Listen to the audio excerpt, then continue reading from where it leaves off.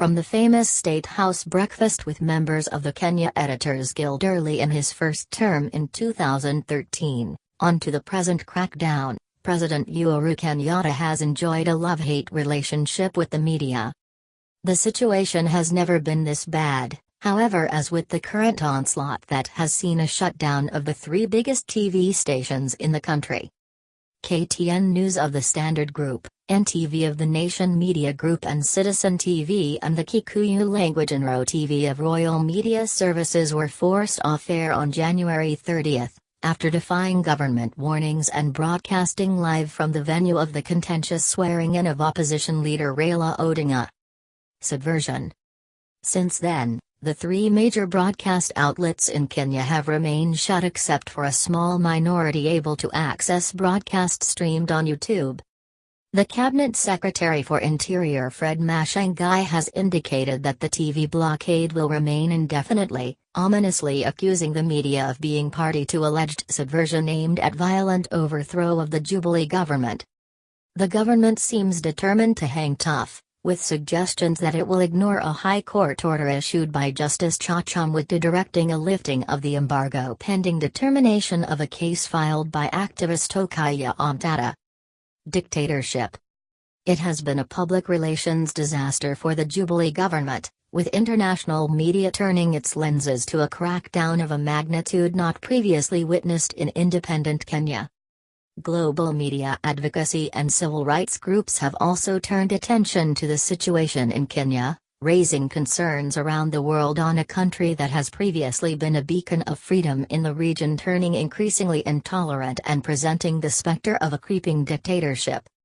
In addition to the broadcast shutdown, there have also been reports that state security agents were intent on arresting individual journalists, targeting Kenya Editors Guild Chairman Linus Kaikai and his NTV colleagues Larry Madowo and Kin Mijongu.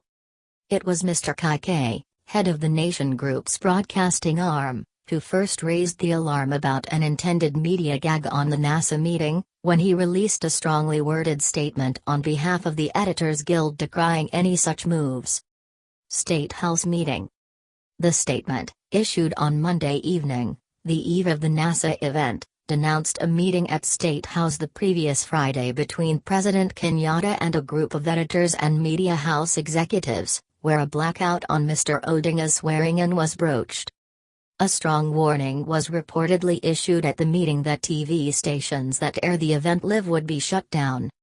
Also present on the government side were Deputy President Trudeau, Dr. Matiang'i, Information and Communication Technology CS Joe Mucheru and Attorney General Guy Thumugai. The Kaikai statement kicked off a firestorm and also exposed rifts within the media. It was immediately disowned by Kenya Editors Guild Vice Chairman Sam Maina, who said the statement only represented Mr. Kaikai's personal views as it had not been shared with and approved by the Executive Committee. Financial losses. Mr. Maina revealed that he also attended the State House meeting as a representative of the public broadcaster, KBC, and strongly disputed Mr. Kaikai's account of what transpired. He flatly denied that media houses were threatened with loss of broadcasting licenses if they aired the NASA event. The Editors Guild chairman was also condemned by Mr. Gaya of the Media Owners Association, who denied that the State House meeting concluded with threats to withdraw broadcast licenses for any TV stations that gave prominence to Mr. Odinga's mock oath of office. Mr. Gaya, an open supporter of the Jubilee government, later went on record supporting the shutdown on TV stations. That was a curious stance from a representative of media investors who stand to suffer massive financial losses as long as they remain off-air. Criticism. Despite the denials from Mr. Maina and Mr. Gaya, the government did indeed shut down broadcast stations that went live from Uhuru Park, thereby confirming the threats from State House. On Thursday, the Kenya Editors Guild Executive Committee moved to dispel notions of divisions within by coming out with a strongly worded statement condemning government efforts to gag the media and ratifying Mr. Kaikai's earlier statement. The position of the media owners, however, remained unclear.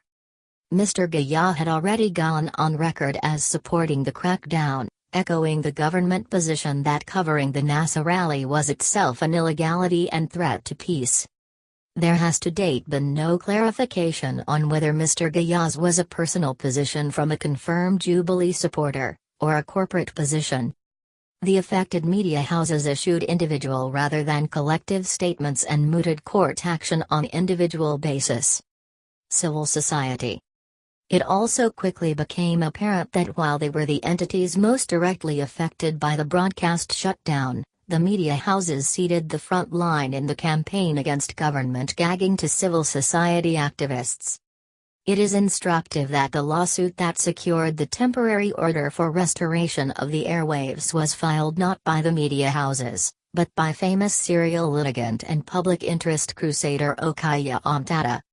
Meanwhile, the United States, Britain and European Union allies that have generally supported President Kenyatta and Deputy President William Ruto in the standoff with Mr. Odinga and presidential election running mate Kalonzo Musyoka have been left deeply embarrassed by the media crackdown. NASA politicians. They have recognized President Kenyatta's victory from the repeat presidential election, and condemned Mr. Odinga's self-inauguration as a dangerous and divisive move that could incite disorder. However, they now have to deal with perceptions that in supporting Jubilee, they are supporting the assault against the media.